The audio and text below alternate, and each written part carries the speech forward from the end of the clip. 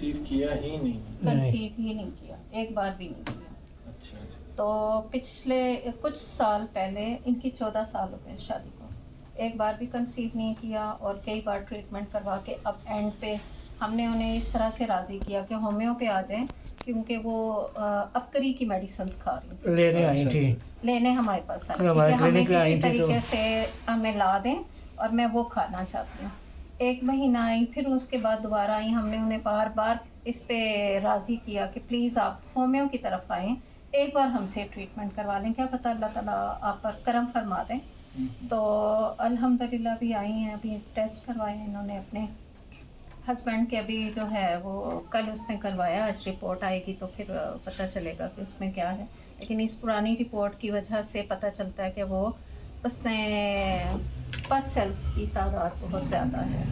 देखिए, एक तो ओवेरियन सिस्ट का जो आप कह रही थी ना, जी तो सिस्ट का ये है कि हम होम्यो डॉक्टर जब भी सिस्ट का नाम सुनते हैं तो हम एपस की तरफ चले जाते हैं या थूजा की तरफ चले जाते हैं। जी इसमें एक और बहुत कमाल की दवाई है, वो है सफ़र।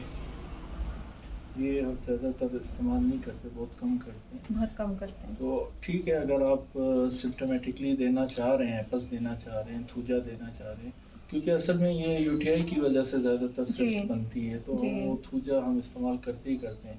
बाकी आपने पेशेंट के जो मिजाज वगैरह वो देखना है, कलकिरिया कार्प का है, लेक्सस का है, प्लाटिना का है, पल्स्टीला का है, ये हम मिजाज पे देखेंगे, लेकिन वो सिस्ट पे भी असर करेगी।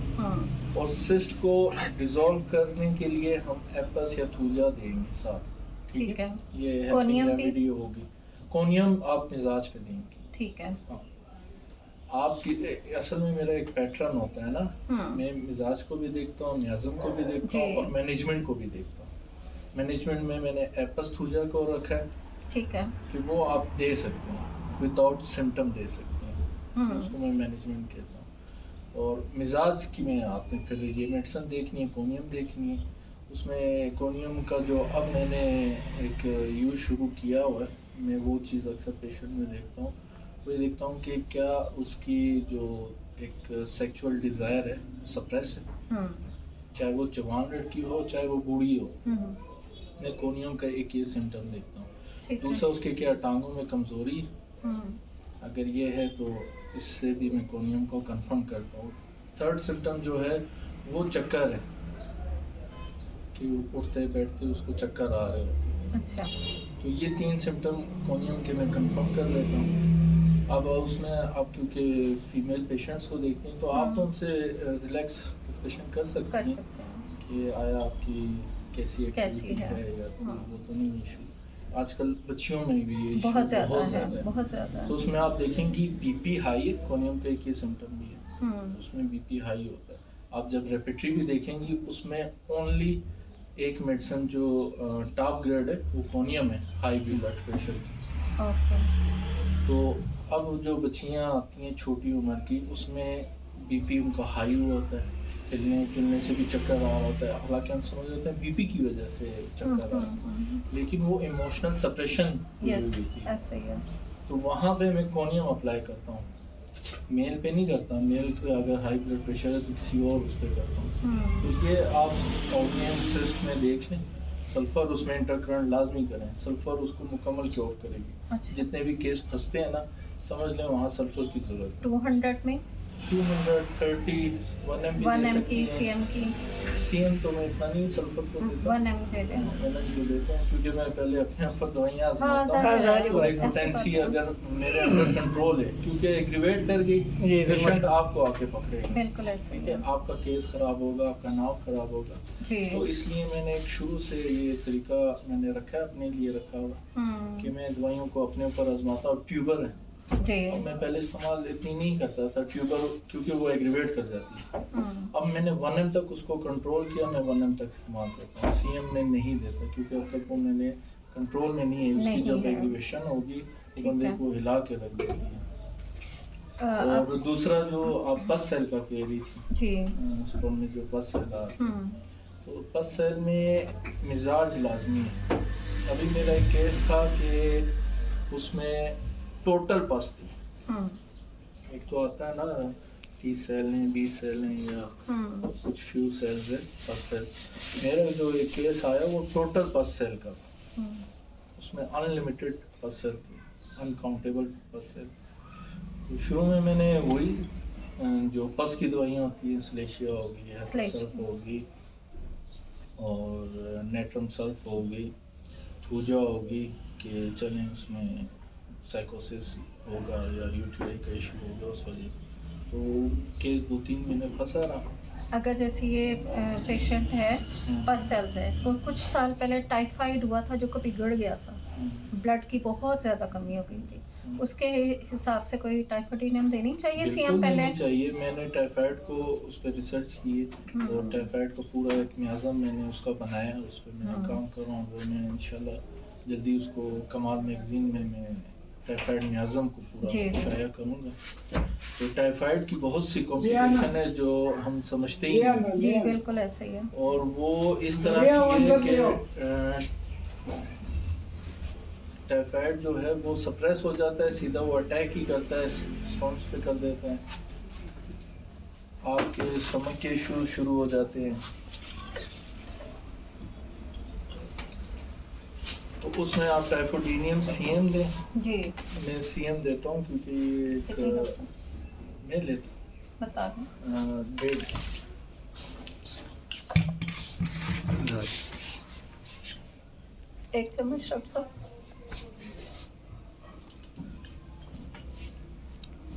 डाल अंकल चले गए, उन्होंने नहीं कही। तो टाइफाइड अगर हिस्ट्री में आ रहा है तो देख, मैंने मियाज़म को बहुत सिंप्लीफाई किया हुआ है। ये किया कि हिस्ट्री में कोई बैक्टीरियल, वायरल, फंगल इन्फेक्शन है, उसका नसोड में इंटरकरेंट करता हूँ, क्योंकि वो कहीं ना कहीं सप्रेस हुआ होता है। असल जो मियाज़म का कॉन्सेप्ट है वो यही है, सप्रेशन। हमने उसको किस्से कहानियाँ बना के अलिफ लैला की कहानियाँ बनाया उस मियाज़म को, और फिर जब क्लिनिकल हम उसको यूज़ करते हैं हमें रिजल्ट नहीं मिलते। क्यों? क्योंकि हमें साइंटिफिकली अप्रोच ही नहीं है कि एक बैक्टीरियल इन्फेक्शन हुआ है, अब वो दब गया, और नोसोड का काम यह होता है कि वो उस दबे हुए सप्रेशन को वापस बाहर निकालना है। ठीक है। अब सेकंड जो उसमें आता है, जो उसकी मियाज़मेटिक जो दवाई होती है जी, हाई ग्रेड, जैसे साइकोसिस की थूजा है जी, और सफलस की मर्क्यूरस है, और सूरा की सल्फर है, तो फिर वो हम सिम्टोमेटिकली उसको सिलेक्ट करते हैं। सही है। क्योंकि अब सप्रेशन ख़त्म हो गई, अब उसके साइन सिम्टम्स अपेयर हो चुके हैं, तो अब हम उसको क्लियर करने के लिए फिर वो देते हैं सब। तो पस सेल का जो मैं आपको केस बता रहा था, फुल पस सेल का, उसमें फिर मैंने जब उसके मिजाज को देखा, उसका मिजाज फास्फोरस का था, तो जब मैंने उसको फास्फोरस दी तो उसके जो फुल पस सेल आ रहे थे 1 महीने में 20 पे आ गए। अभी उसकी नेक्स्ट मेडिकेशन जारी है, तो इंशाल्लाह वो केस भी क्योर होगा, तो फिर मैं वो भी शेयर करूँगा सोशल मीडिया पर। ये जो खातून है, जैसे इन्होंने अपनी रिपोर्ट देखी है ना, उसके बाद बहुत ज़्यादा परेशान हो गई। अच्छा। अब तो मैं जो है वो ठीक ही नहीं हो सकती। ये सिस्ट बनी क्यों, किस वजह से बनी, और कैसे ये अब ख़त्म होगी, कितना अरसा लगेगा, इस तरह के उससे बहुत ज़्यादा टेंस हो गई है। और उसका कहना है कि ये मेरे साथ मेरी नंद आई है ना, तो इनको ये ज़रूर बताइएगा, मेरे नहीं, मेरे मियाँ में भी बहुत ज़्यादा प्रॉब्लम्स हैं। असल में इसका मतलब है कि वो इनफर्टिलिटी के केसेस में ना नाकामी की एक वजह ये भी होती है कि हम दोनों पार्टनर में से एक का ट्रीट कर रहे होते हैं। हाँ जी, नहीं वो दोनों का एक साथ ही करते हैं। दोनों के एक साथ जो करते हैं जी, उनके केसेस क्योर होते हैं। हाँ जी, अल्हम्दुलिल्लाह 5 इस वक्त चल रहे हैं, एक का एंड है बिल्कुल। मेरा भी कोई अभी तक केस नहीं फंसा। मेरे वो केस फंसते हैं जो पेशेंट रेगुलर ट्रीटमेंट, हमारा अपना ही केस फंसा हुआ है और लोगों का नहीं फंसा। असल में होम्यो डॉक्टर अपना इलाज नहीं कर सकते, ये एक चीज़ होती है। मैं भी अक्सर, मुझे भी कोई इशू हो तो मैं दूसरे डॉक्टर से मशवरा कर लेता हूँ, वो अच्छी बात है, कोई बुराई नहीं है। ठीक है, वो तो है, बिल्कुल है। हम थोड़ा शाम करते हैं। और अगर ये जैसे अब टेंशन में आई तो फिर मैंने इसको इग्नेशिया दी। अच्छा, इस तरह की टेंशन में मैं जलसीनियम देता हूँ जलसीनियम कि देते पेशेंट अपनी बीमारी से मायूस हो जाता है और उसको एक्सेप्ट कर लेता हैं। है यार मैंने अब तो ठीक नहीं होना। सही है, तो उस पे जलसीनियम। हाँ, उसमें बोरिक में सिम्टम भी लिखा हुआ है इसके। ठीक है, नाउमीद नाउमीदी। नाउमीद होता है अपनी बीमारी से। सही है, ठीक, इंशाल्लाह।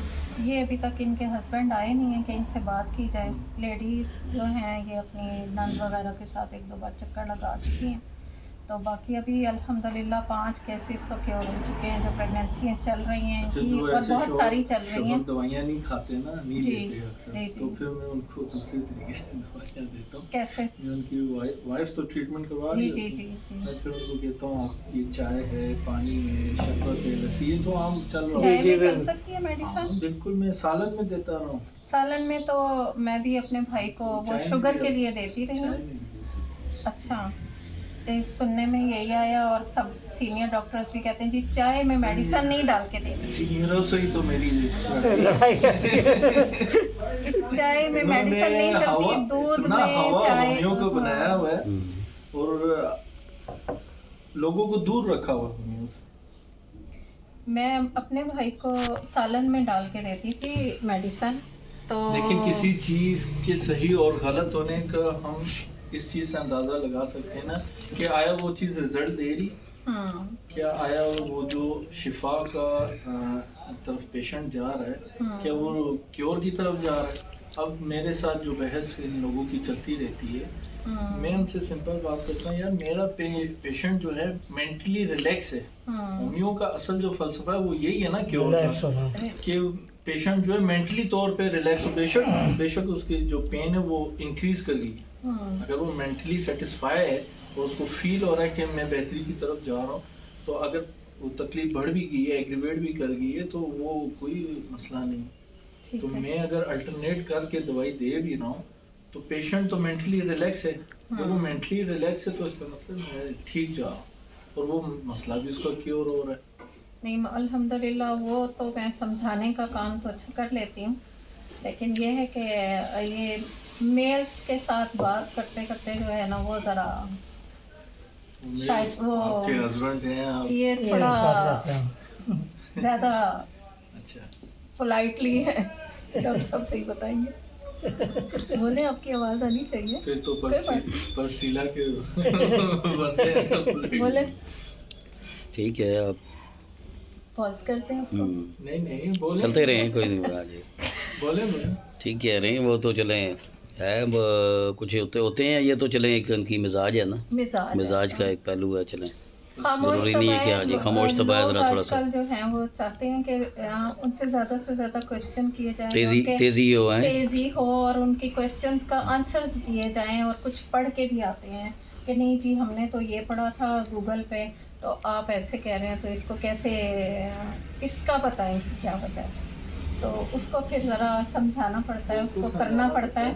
अभी मैं जब से आया हूँ तो मुझसे सारे जो मिलने वाले ज़्यादातर आ रहे हैं वो पीएचडी स्कॉलर्स हैं जी माशाल्लाह। यहाँ पे कोई डायरेक्टर है, कोई असिस्टेंट डायरेक्टर है, कल आए थे जॉइंट डायरेक्टर थे, माशाल्लाह। फिर एक और कल आए थे, वो उनके इदारे का नाम नहीं बता सकता, हाँ उनके कोई issues बात हैं। नहीं जी। तो सारे हाई क्वालिफाइड हैं, तो वो उनसे मेरे से क्यों मिलने आए। मैं जो बात करता हूँ वो पढ़े लिखे बंदों को समझ आती है कि यार मैं जो बात कर रहा हूँ साइंटिफिकली कर रहा हूँ।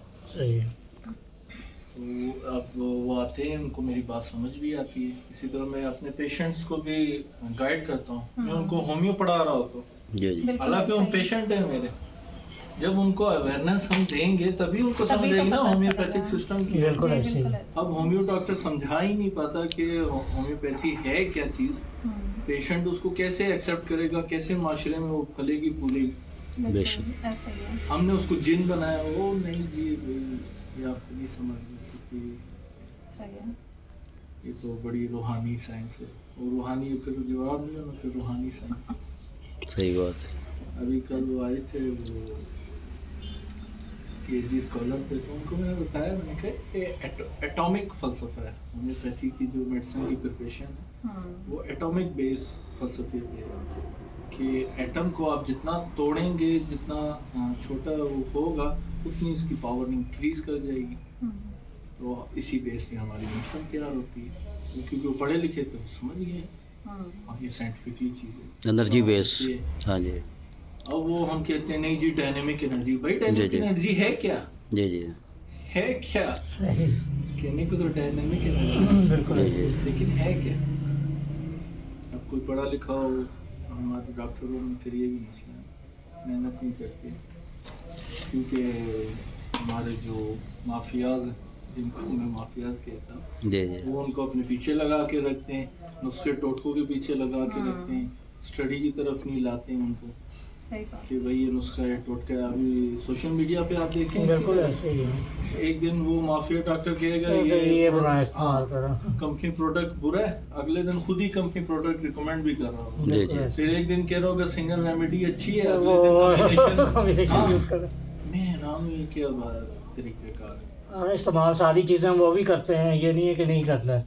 नहीं करें, वही देखिए, है, हर हाँ। चीज़ की एक वैल्यू है ना। बिल्कुल एक चीज़ है 10% फायदा देती है, आप उसका 10% पॉजिटिव यूज कर लें, बिल्कुल। आप 90% छोड़ दें। अब वो 90% के पकड़ के बैठे होते नहीं जी इसका 90% या 10% किसी पेशेंट को जरूरत है, वो केस क्योर होगा ही उस 10% से। बिल्कुल सही। ये बात हम समझते ही नहीं, फिर जिद डाली होती है। बिल्कुल ऐसे ही है।